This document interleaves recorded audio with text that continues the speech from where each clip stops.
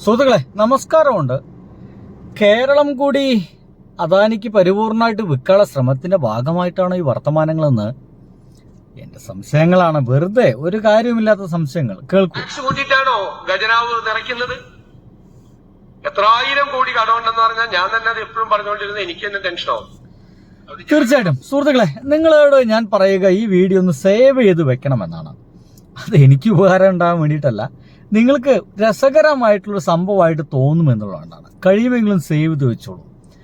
ഇതിൽ ഇദ്ദേഹം ഭയങ്കര ഗംഭീരമായിട്ടുള്ള കാര്യങ്ങൾ പറയുന്നുണ്ട്. പുസ്തകങ്ങൾ ഏറെ സംസാരിക്കുന്നുണ്ടറിയില്ല, മോശം, പുസ്തകങ്ങൾ ഏറെ വായിക്കുന്നുണ്ടെന്ന് അറിയില്ല. ഇദ്ദേഹം വാക്കുകൾ എടുത്തിട്ട് അമ്മാനമാടാൻ ഭയങ്കര കഴിവുള്ള വ്യക്തിയാണ്, ഒരു സംശയവുമില്ല. ഇവിടെ പറഞ്ഞു വയ്ക്കുന്നത് എങ്ങനെയാണ് ഈ ടാക്സ് പിരിക്കുക എന്ന് പറയുന്ന ഒരു ഗംഭീര തന്ത്രം ആളുകൾക്ക് മുമ്പിൽ അവതരിപ്പിക്കുകയാണ് VD സതീശ മേനോൻ എന്ന് പറയുന്ന നമ്മുടെ പ്രിയപ്പെട്ട മുഖ്യമന്ത്രി. സാറ് പറയുന്നതിൽ കുറേ പ്രശ്നങ്ങളുണ്ട്. എന്തൊക്കെയെന്ന് വെച്ച് കഴിഞ്ഞാൽ ഇതൊന്നും നടക്കാൻ പോകാത്ത കാര്യങ്ങളാണ്, നടപ്പിലാവില്ല എന്ന് എനിക്ക് 100% തോന്നിപ്പോകുന്നു. എന്തായാലും നിങ്ങൾ തീർച്ചയായിട്ടും വീഡിയോ ഒന്ന് കണ്ടു നോക്കുക, അപ്പം നിങ്ങൾക്ക് മനസ്സിലാക്കും. പ്രവർത്തിക്കുന്നില്ല. കോടിക്കണക്കിന് രൂപയുടെ കടമുണ്ട്, 5 ലക്ഷം കോടി രൂപയുടെ കടമുണ്ട്. ഇമ്മീഡിയറ്റ് ആയിട്ട് തീർക്കേണ്ടത് 87,000 കോടി രൂപയുണ്ട്. അപ്പൊ എന്നോട് പലരും ചോദിച്ചു, എന്നിട്ട് ടാക്സ് കൂട്ടിയില്ലല്ലോ. സുഹൃത്തുക്കളെ, ഇദ്ദേഹത്തിന്റെ ഒരു ഭയങ്കര രസകരമായ കാര്യം എന്ന് വെച്ച് കഴിഞ്ഞാൽ VD സതീശൻ ഗവൺമെന്റിലെ എല്ലാവരും സങ്കടം പറയുന്നു എന്നുള്ളതാണ്. ഒരു ഇദ്ദേഹം വന്ന് പറയും കുറെ കടമുണ്ട്. ഈ പറച്ചിലൊക്കെ കേട്ട വിചാരിക്കും ഇത് VD സതീശൻ സ്വന്തം പോക്കറ്റിൽ നിന്ന് അങ്ങോട്ട് കൊടുക്കുകയാണെന്നൊക്കെ. അല്ല, നമ്മളെല്ലാവരും അടയ്ക്കുന്ന ടാക്സും മറ്റൊക്കെ കൃത്യമായിട്ട് കളക്ട് ചെയ്തിട്ട് കൊടുക്കുന്ന സംഗതികളാണ്. പിന്നെ 87,000 കോടി കടമുണ്ടെന്നൊക്കെ പറയുമ്പോൾ നമ്മൾ വിചാരിക്കും, ഇങ്ങനെ കടം ഉണ്ടാക്കി വെച്ചിട്ടാണോ ഊവേ ആ പിണറായി വിജയൻ അങ്ങോട്ട് ഇറങ്ങിപ്പോയത്? വല്ലാത്ത പഹയം തന്നെട്ടാ നമുക്ക് തോന്നിപ്പോകും.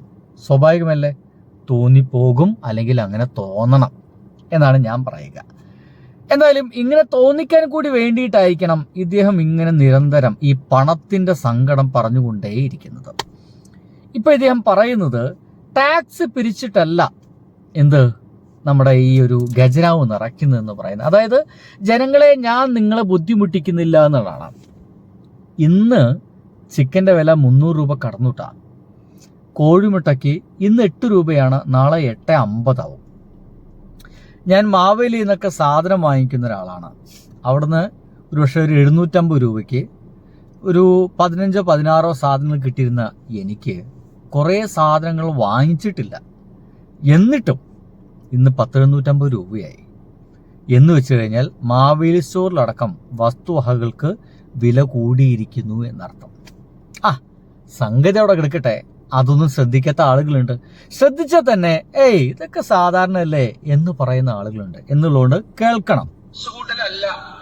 ഖജനാവ് നിറയ്ക്കാനുള്ള മാർഗം അതൊരു തെറ്റായ ഔട്ട്ഡേറ്റഡ് ആയിട്ടുള്ള ഒരു കൺസെപ്റ്റാണ്.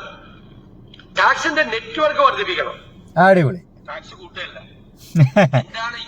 ടാക്സിന്റെ നെറ്റ്വർക്ക് വർദ്ധിപ്പിക്കണം, ടാക്സ് കൂട്ടുകയല്ല എന്ന് പറയുമ്പോൾ എന്താണ് ഈ നെറ്റ്വർക്ക് വർദ്ധിപ്പിക്കൽ എന്നുള്ള കാര്യം കൂടി അദ്ദേഹം വിശദീകരിക്കേണ്ടതായിരുന്നു എന്നുള്ളതാണ്. ടാക്സ് ഒരാൾ നിന്ന് പിരിക്കുന്നതിന് പകരം 10 പേരിൽ നിന്ന് പിരിക്കുക. ഒപ്പം തന്നെ ടാക്സ് വളരെ കുറഞ്ഞ രീതിയിൽ കാര്യങ്ങളൊക്കെ നടപ്പിലാക്കുക. കേൾക്കാം, ഗംഭീരമാണ്. മാർഗം അതാണ് നമ്മുടെ മുമ്പിലുള്ളത്. നമ്മൾ നല്ല ഫിനാൻഷ്യൽ മാനേജ്മെന്റ് ഉണ്ടാകണം. നമ്മുടെ ട്രഷറിയുടെ ലീക്കേജ് അടക്കണം. നിങ്ങൾ ഞെട്ടിപ്പോവും. ഞാൻ ഷോക്ക്ഡാണ്. എനിക്ക് കുറെ അറിയാമായിരുന്നു നേരത്തെ. ഇപ്പൊ നേരിട്ട് കൈകാര്യം ചെയ്യുമ്പോൾ നമ്മൾ എന്താണ് കേരളത്തിൽ പ്രോജക്റ്റുകൾ നടക്കുന്നത്? 100 കോടി രൂപയുടെ ഒരു അദ്ദേഹം ഗംഭീര ഷോക്കഡാണ്. ഇതുവരെ പ്രതിപക്ഷത്തായിരിക്കുമ്പോൾ ഇതൊന്നും അറിയില്ലായിരുന്നു. ഇപ്പൊ ഭരണപക്ഷത്തേക്ക് വന്നപ്പോൾ ഇദ്ദേഹം പല കാര്യങ്ങൾ പറയാണ്. ഇനി അദ്ദേഹം പറയുന്നത് കേൾക്കുന്നവർക്ക് വിശ്വാസയോഗ്യമാവുന്ന രീതിയിലാണ് ഇദ്ദേഹം പറഞ്ഞു വെക്കുന്നത് കേട്ടോ. ഭയങ്കരമായിട്ട് നമുക്ക് വിശ്വാസയോഗ്യമാവുന്ന രീതിയിലാണ്. ഒരു 100 കോടി രൂപയുടെ ഒരു പ്രൊജക്ടിന്റെ ഒരു കഥ അദ്ദേഹം പറയുന്നുണ്ട്. ഇനി ഒന്ന് ശ്രദ്ധിക്കണം. തീരുമാനിക്കുകയാണ് 2 കൊല്ലം കൊണ്ട് തീർക്കണം. 2 കൊല്ലം ആകുമ്പോൾ സ്ഥലം ഏറ്റെടുക്കൽ മാത്രം പോലും ഉണ്ടാവില്ല. 2 കൊല്ലം കഴിഞ്ഞു, 5 കൊല്ലം കഴിഞ്ഞു, 10 കൊല്ലം ആകുമ്പോൾ ഇത് കേൾക്കുമ്പോൾ എനിക്ക് ഓർമ്മ വന്നത്, ഇദ്ദേഹം പറയുന്നത് ശരിയാണ്, സ്ഥലം ഏറ്റെടുക്കൽ പോലും ഉണ്ടാവില്ല. 100 പേർക്ക് വീട് വെക്കണം, 100 പേർക്ക് വീട് വെക്കണം. 1 വർഷമായിട്ട് സ്ഥലം ഏറ്റെടുത്തു, എങ്ങനെയോ കഷ്ടപ്പെട്ട് സ്ഥലം ഏറ്റെടുത്തു, വീട് പണി തുടങ്ങാൻ ഇനിയും പണം വേണമെന്ന് പറയുന്നത്. ഇങ്ങനെയൊക്കെ പദ്ധതിയായിട്ട് മുന്നോട്ട് പോകുന്ന ഇദ്ദേഹം തന്നെയാണ് നമ്മുടെ കേരളത്തെ ഒരു ഉദാഹരിച്ച് ഈ കാര്യം പറഞ്ഞുകൊണ്ടിരിക്കുന്നത്. തീരും. അപ്പൊ 100 കോടി രൂപയുടെ പ്രോജക്റ്റ് 1000 കോടിയാവും. ആരാ അക്കൗണ്ടബിൾ? ഇതൊരു പ്രൈവറ്റ് സെക്ടർ സ്ഥാപനമാണ്. അതിന്റെ കാര്യങ്ങൾ ചെയ്യാൻ പറയും. ആള് ചെയ്യാതെ ഇരുന്നാലോ എന്തായിരിക്കും? അക്കൗണ്ടബിലിറ്റി ഉണ്ടാവും പ്രൈവറ്റ് സെക്ടറിൽ. Government സെക്ടറിലോ no accountability. 100 കോടിക്ക് തീരേണ്ട പരിപാടി 1000 കോടിക്ക് തീർന്നാലും ആരും അക്കൗണ്ടബിൾ അല്ല. യെസ്, അദ്ദേഹം കൃത്യമായിട്ട് പറഞ്ഞു കഴിഞ്ഞു. 100 കോടിക്ക് തീരേണ്ട ഒരു പ്രവൃത്തി 1000 കോടിക്ക് തീർന്നാലും ആരും അക്കൗണ്ടബിൾ അല്ല. അതിൽ പിണറായി വിജയൻ അക്കൗണ്ടബിൾ അല്ല, VD സതീശൻ മേനോൻ അക്കൗണ്ടബിൾ അല്ല. ഇനി ഇങ്ങനെയൊക്കെയാണ് ഇവിടെ പദ്ധതി തീർക്കാൻ പോകുന്നതെങ്കിലും ഒരാളും അതിന് ഉത്തരം പറയേണ്ട കാര്യമൊന്നുമില്ല എന്ന് ഇദ്ദേഹം വളരെ വ്യക്തമായിട്ട് പറഞ്ഞു കഴിഞ്ഞു.